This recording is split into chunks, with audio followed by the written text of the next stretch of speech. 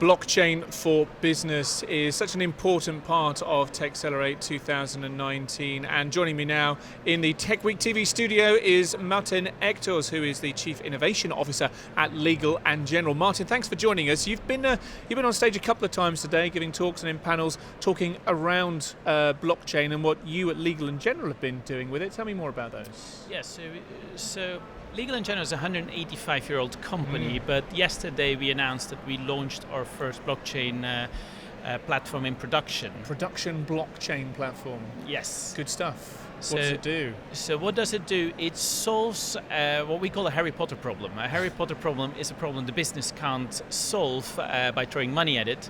So they need innovators with a magic wand, and we try to bring those innovators and solve those problems. If you don't know blockchain exists, you throw people at a problem and then you can't solve it. So that was exactly the problem our Bermudan business had. They were restricted from hiring more people because of the location of Bermuda in the world. Yeah.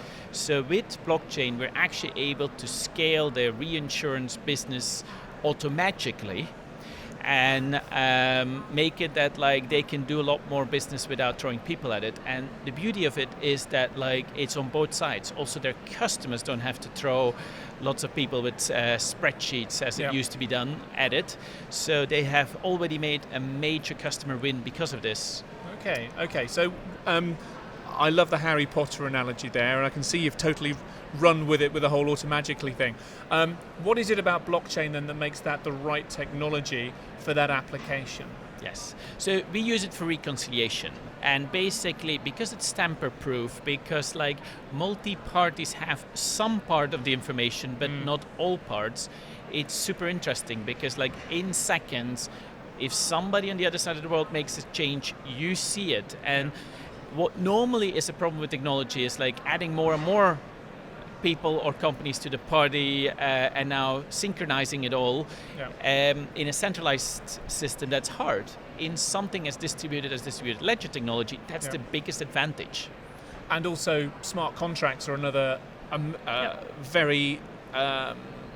I guess it's an opportunity to build extra functionality on top of that distributed ledger and be able to add rules and automation of processes. Yes, so what we used to do is hey, in a spreadsheet you had very complex formulas and then you had 100,000 plus rows. Yeah.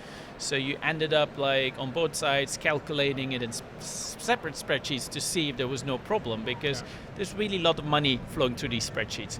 Now, by putting those calculations separately on the blockchain and accepting them once by each party, you can now every month just upload the data and it's automatically done again, and no people got harmed in the process.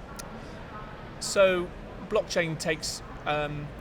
it gets a bit of a hard time. Obviously, many people know about it through Bitcoin. I think we're beyond that kind of conversation now, but still there are a lot of people in the industry who are skeptical about the applicability of blockchain for different solutions. So I'm curious about what you've seen, either internally or perhaps in the broader world. Good applications, interesting applications where blockchain as a platform, distributed ledger as a platform, are totally the right technology for that application. Yeah, so we are currently working with Amazon on their managed blockchain. So basically a lot of the technology challenges cloud providers could take away. We work with DataArt. So a lot of those things that are hard to do, we get experts in.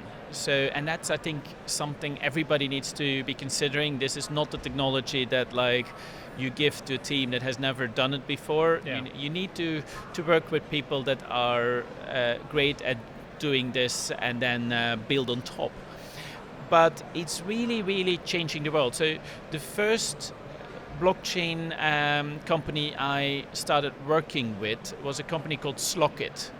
Right. They became famous for the DAO. They became famous for the first 150 million ICO that got hacked, and basically 60 million got stolen, and the whole Aetherium had to be sort of rewinded in time to the moment before that happened. So, and that was 2016. So that specific thing and the whole scams that came around ICOs have given it a bad name. Yep. But it also meant that a lot of smart people have been looking at it for years and like, how can we scale it? How can we make it more performant? How can we solve all the practical problems? If that wouldn't have happened so earlier on in the process, probably we wouldn't have a secure technology now. Yeah. So now we are fast forward 3 to 4 years further, and now the technology is coming to an age where like even startups, they've moved slightly on from ICOs. They now do initial exchange offerings or securitization token offerings. So they've adapted. But like what's really interesting is that they're actually raising more money now through any of those three than they're getting from the VCs. So really? Things are really changing. They really are changing. And if I could ask you to take a bit of a step back and just look at the bigger picture in terms of the global challenges that we face around the world, when we're talking about challenges around diversity, around population, around skills, and around overcrowding in cities and the environment, are there areas in which you think blockchain can help in the next 5 to 10 years or so, the global common good? Yeah. So first of all, I'm very excited about distributed identity. Mm-hmm. So basically, if you can't prove who you are, then it's very hard to do any business, then to buy any house and so on. I'm also very excited about, like, after going through some of the more interesting ways of buying a house in Britain, about like the possibility of like real assets being what I call tokenized. Yes. and exchanged.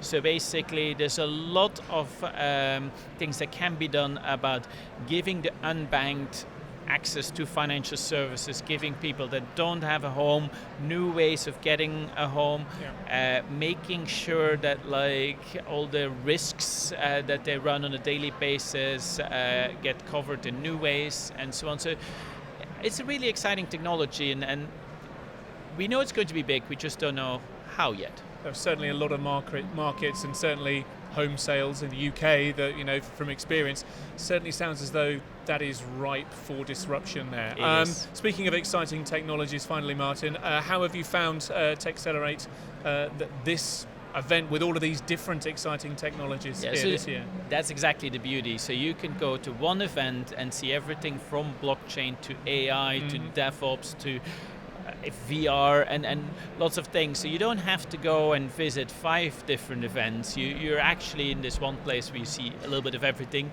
and that's exactly the thing that sometimes brings real innovation. If you are not familiar with something, you can't really apply it. If you see it here, you can. So it was a really interesting visit. To come back to how we open this, when you bring all these technologies together, that's when the magic starts to happen. Maarten, thank you very much indeed for joining us here in the studio, and have a great rest of Tech Week and Techcelerate. Thank you for having me.